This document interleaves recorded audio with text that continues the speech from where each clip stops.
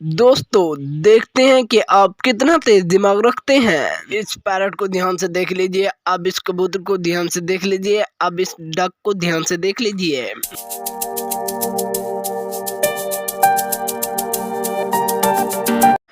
तो दोस्तों आपने कौन सा पैरट देखा था? आपने पैरट ए देखा था तो ए वाले लाइक करेंगे। अब आपने कौन सा कबूतर देखा था? आपने कबूतर बी देखा था तो बी वाले सब्सक्राइब करेंगे। आखिर में आपने डक की कौन सी पिक्चर देखी थी? इसका आंसर आप हमें कमेंट करेंगे। Thank you.